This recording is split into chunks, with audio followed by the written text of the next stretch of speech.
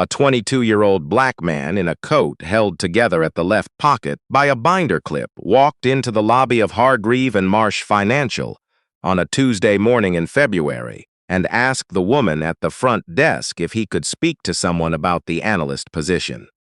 She looked at him the way people look at something they have already categorized before it finished walking through the door. "That position," she said, "is by referral only." He said he understood that. He said he had submitted an application online 3 weeks ago and had not heard back. He said he had taken 2 buses and a train to get here, and he was wondering if there was someone he could leave a resume with in person. She took the resume. She set it on the corner of her desk in the way people set things they intend to throw away after you leave. He thanked her and went back outside into the February cold. His name was Marcus Elijah Tatum. He had turned 22 in November and spent that birthday doing what he spent most days doing, which was studying in the back corner of the Toronto Reference Library on Yonge Street, where the heat worked consistently and nobody asked you to buy anything. He had been doing this since September, when he had aged out of the group home in Scarborough, and the city had finished being responsible for him. He had a backpack. He had 3 changes of clothes, a phone with a cracked screen, a financial modeling textbook he had borrowed from the library's reference shelf so many times that the librarian, a woman named Priya, who wore the same 3 cardigans in rotation, had stopped putting it back in the stacks because she knew he would be back for it. He had a notebook. The notebook was the important thing. His uncle Raymond had given it to him 4 years ago, the last Christmas before Raymond's heart had given out at 61, and on the inside front cover, Raymond had written 2 lines in the careful block printing of a man who had not finished high school but had spent 40 years reading everything he could get his hands on. "You already know what they know. You just haven't had the room to show it yet. Make the room." Marcus had read those 2 lines so many times the ink had started to blur at the edges. He did not get a callback from Hargreave and Marsh. He did not get callbacks from the 11 other firms he had applied to in the 4 months since September. He had a diploma from George Brown College in Business Administration. He had spent 2 years before that doing the books for a Jamaican restaurant on Eglinton, whose owner, a woman named Miss Cynthia, had trusted him with the accounts cause she said he was the only person she had ever met who could look at a column of numbers and immediately feel where the problem was. He had built Miss Cynthia a forecasting spreadsheet on a library computer that had saved her $11,000 in the first year. He had done it in his spare time without being asked and without being paid. None of this was in the right font. None of this had the right address behind it. He knew this. He had known this for a long time without having the exact words for it, and his uncle Raymond had given him the words for that too. On a different occasion, sitting at the kitchen table of the apartment on Danforth with 2 cups of tea going cold between them. "The door looks locked from the outside," Raymond had said. "But sometimes the handle's just stiff. You push it anyway." On the 3rd Tuesday of February, Marx pushed the handle again. He had found out about the Morgan Coburn Investment Summit the way he found out about most things, which was by reading things other people threw away. A man on the subway the week before had left a copy of the Financial Post on the seat beside him, folded open to a column about the summit, which was described as the most significant gathering of Bay Street investment professionals in the country, and which was being held that weekend at the Fairmont Royal York. The column mentioned that the firm hosting the keynote was Coburn Capital, founded by Dale Coburn, who was described as the most influential independent fund manager in Canadian financial history. Marcus had read the column 3 times. He did not have a ticket to the summit. Tickets were $400 and required professional affiliation. He had neither. What he had was a blazer from Value Village that fit well in the shoulders, dark trousers that Miss Cynthia had given him from a bag she was donating, a white shirt he had ironed at the library using the fabric care station in the washroom with careful patience, and the notebook. He also had, because Raymond had taught him this too, the ability to read a room before the room had finished looking at him. He arrived at the Fairmont at 8:15 on Saturday morning, 45 minutes before the summit doors opened, and he stood across the street on Front Street for 30 minutes, watching the way the attendees arrived. He watched where they registered. He watched the side entrance the catering staff used. He watched the security guard at the main door check passes and then spend 3 consecutive minutes looking at his phone. He crossed the street. He went through the main entrance during the second time the guard looked at his phone. He picked up a lanyard from the registration table in the moment between when one volunteer turned to speak to a colleague and before the next one looked up. He went inside. The grand ballroom of the Fairmont Royal York had the kind of ceiling that reminded you other people's money was older than your parents'. Chandeliers the size of small cars. Dark wood paneling. Carpet so thick you felt slightly taller on it. Marcus walked through it with his notebook open and a pen in his hand because a person walking through a crowded room with a notebook and a pen is, to most observers, someone who is supposed to be there. He found a seat in the 4th row. The morning panels were on emerging market volatility and alternative asset allocation. Marcus had read enough about both to follow everything being said, and to notice twice when a panelist made an error in their reasoning that nobody in the row in front of him caught. He wrote both errors in the notebook, with the corrected figures, because he could not help it. At 10:30, Dale Coburn took the stage. He was a man in his late 60s who moved the way people move when they have been comfortable. For so long they have forgotten it is possible to be otherwise. Silver hair, dark suit, cufflinks that caught the chandelier light. He spoke without notes for 40 minutes about portfolio theory, about risk calibration, about what he called the fundamental error of institutions that mistake confidence for competence. Marcus wrote 4 pages. At the break, he stood up, tucked the notebook under his arm, and went toward the front of the room with the specific unhurried pace he had learned from watching Raymond, who had been a man capable of walking into any room on earth and making it seem like the room had been expecting him. Coburn was speaking to 2 men in the kind of suits that negotiated with each other over the heads of everyone else in the room. A woman in a gray blazer stood slightly to the side, not quite in the conversation, but clearly attached to it. Marcus waited. He waited the way Raymond had taught him to wait, which was without appearing to wait, which was the hardest thing. When the 2 men moved away and Coburn turned toward the coffee station, Marcus stepped forward. "Mr. Coburn." His voice came out level. He was grateful for that. Coburn looked at him with the mild neutrality of a man who has been approached by strangers at conferences for 4 decades. "Your point about institutional overconfidence," Marcus said. "The Suncor example you used. The Q3 drawdown figure was off by about 14%. The corrected number actually strengthens your argument, not weakens it, but I thought you might want to know before the afternoon session." Coburn looked at him for a moment. "Who are you with?" Marcus held the man's gaze. "Myself, sir. Myself." "Yes." Coburn's expression moved through several things quickly. Curiosity arrived last and stayed. "What's the corrected figure?" Marcus told him. He also told him where the discrepancy originated, which was a revision to the filing that had gone largely unnoticed because it had been released on a Friday afternoon in August. Coburn looked at him in a different way than he had 30 seconds ago. It was not a warmer look, it was more careful. The woman in the gray blazer, who Marcus now understood was not attached to the 2 departed men but to Coburn himself, had turned to listen. "Show me," Coburn said. Marcus opened the notebook to the page where he had worked through the calculation during the panel. He handed it over. Coburn read it.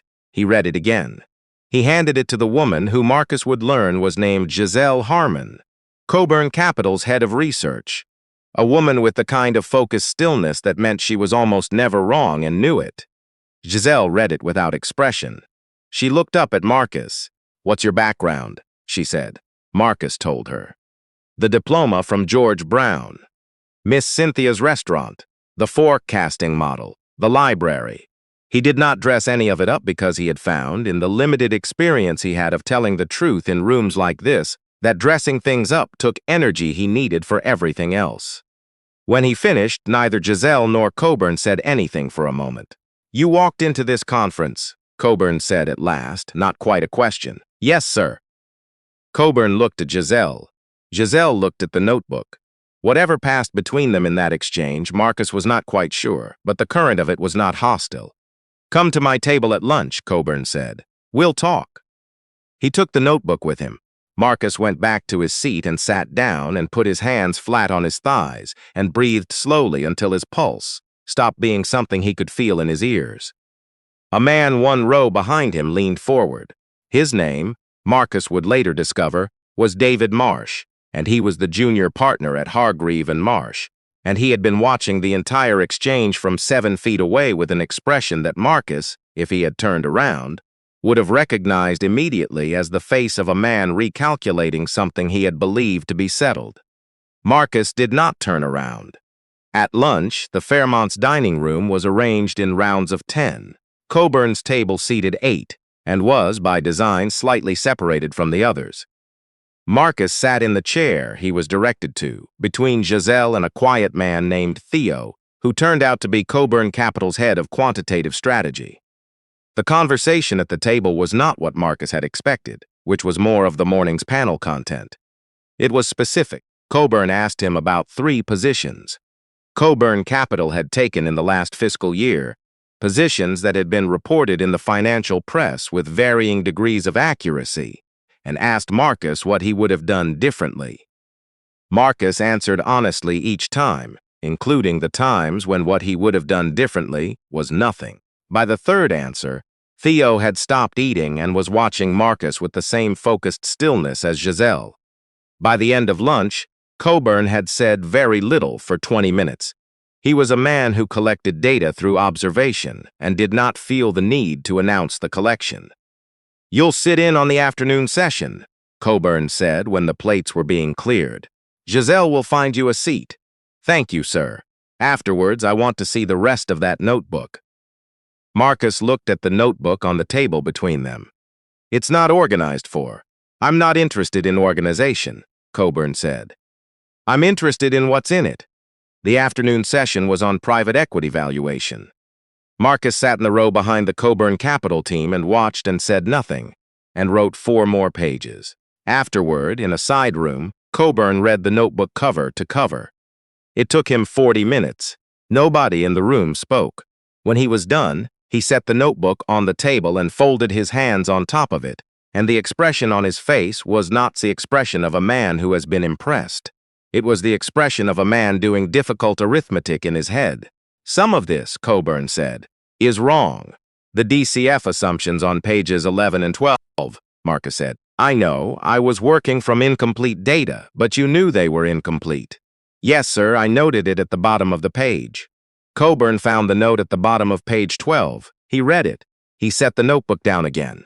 The rest of it, he said slowly, as though choosing each word off a shelf, is the kind of analysis my team produces after 2 days in a Bloomberg terminal. Marcus said nothing.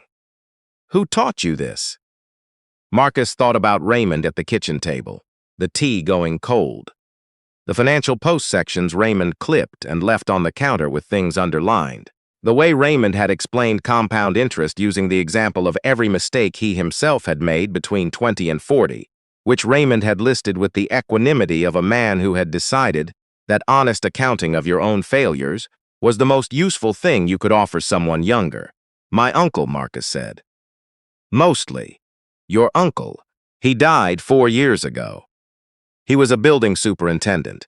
He read everything. He thought finance was the most important language in the world that nobody taught poor people, so he taught himself and then he taught me. The room had gone quiet in the particular way of rooms where something is happening that the people in it are not yet ready to name. Giselle was looking at the notebook. Theo was looking at the window. The assistant who had been taking notes in the corner had stopped taking notes. Coburn stood up. He buttoned his jacket with the slow deliberateness of a man whose decision had already been made and who was simply giving his hands something to do while his mouth caught up. Come by our offices on Monday, he said. Giselle will give you the address. Yes, sir. Thank you. Coburn picked up the notebook from the table. Marcus went still. I'm going to keep this for the weekend, Coburn said. I want Theo to read it. Of course. I'll give it back Monday. He walked out of the room.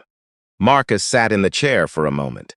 Through the side room's narrow window, the last February light was going gray over the lake. His hands were not trembling the way he had been afraid they might. They were doing something quieter and less dignified than trembling, which was trying very hard not to. He went home the long way, 2 buses instead of 1, because he needed the time inside the movement of the city. Sunday came. He spent most of it in the library. Priya was at the desk. She did not ask why he was there on a Sunday afternoon with the kind of focused energy that meant something had happened, because she had known him long enough to recognize his frequencies. She just brought him a cup of tea from the staff room at 3 o'clock and set it at his elbow without comment, which was the most useful thing anyone had done for him in weeks. He worked through 3 valuation models for companies he had been tracking for months, knowing that on Monday morning someone might ask him about them. He did not sleep well. On Monday at 8:45, he was standing outside the building on Bay Street, where Coburn Capital occupied the 31st and 32nd floors. He went in. The receptionist, a young woman with the focused courtesy of someone very good at her job, looked at him and said, "Mr. Tatum? Giselle's expecting you. I'll let her know you're here." He sat in a chair in the lobby and waited. At 9:15, a man came through the glass doors from the elevator bank.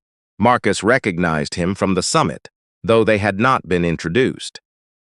He was younger than Coburn, mid-40s, with the bright, aggressive confidence of someone who had been told he was exceptional since childhood and had organized his entire life around the project of proving it. His name was Brandon Fife, and he was, Marcus would learn, Coburn Capital's head of institutional sales. Fife looked at Marcus in the lobby. "You're the one from Saturday," Fife said.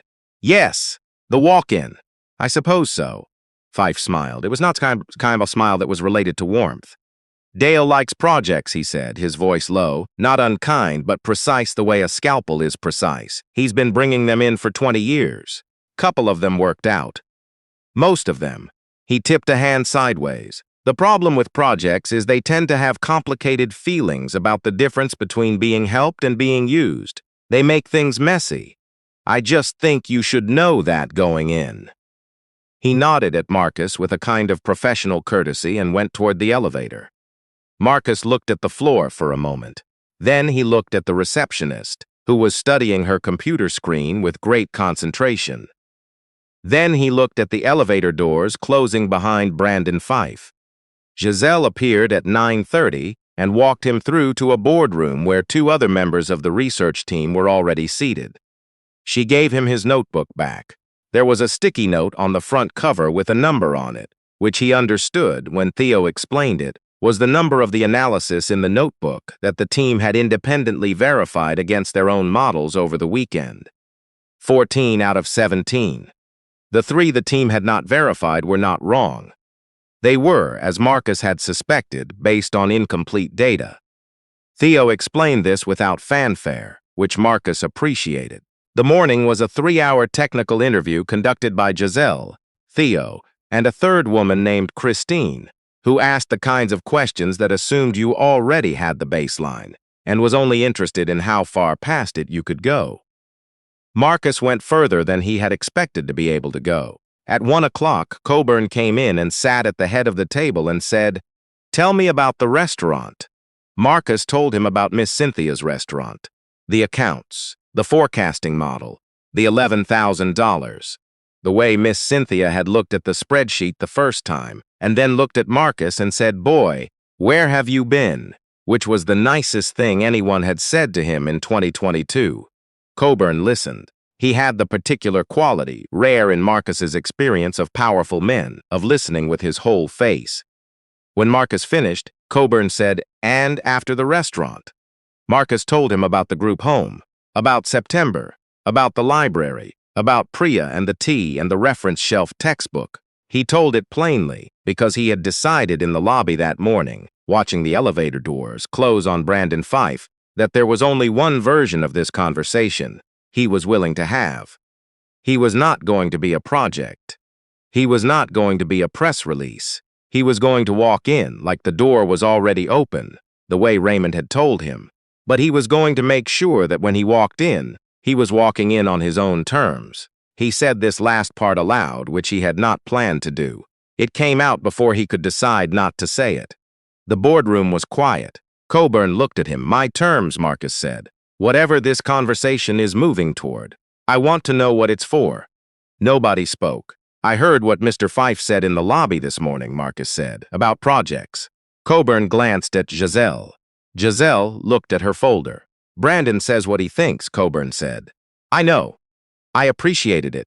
You appreciated it. I'd rather know the shape of the room I'm in. It's easier to navigate." Coburn looked at him for a long time. Outside the boardroom windows, the lake was iron-colored and enormous.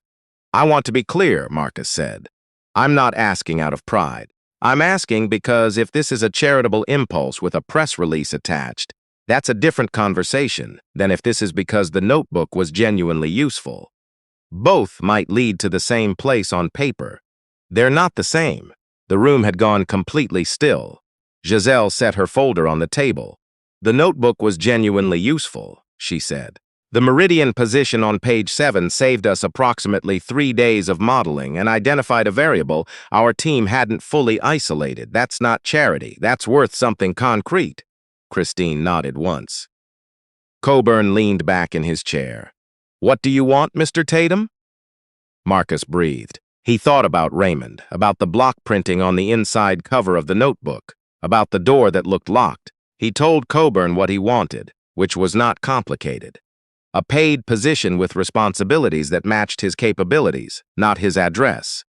Room to demonstrate what he could do, not a performance of gratitude for the opportunity. And one other thing, which he had written in the notebook that morning on the bus. He wanted to use the first year's earnings to establish a small scholarship fund at George Brown for students in the business administration program who were housing insecure. He did not want his name on it. He wanted it named after his uncle.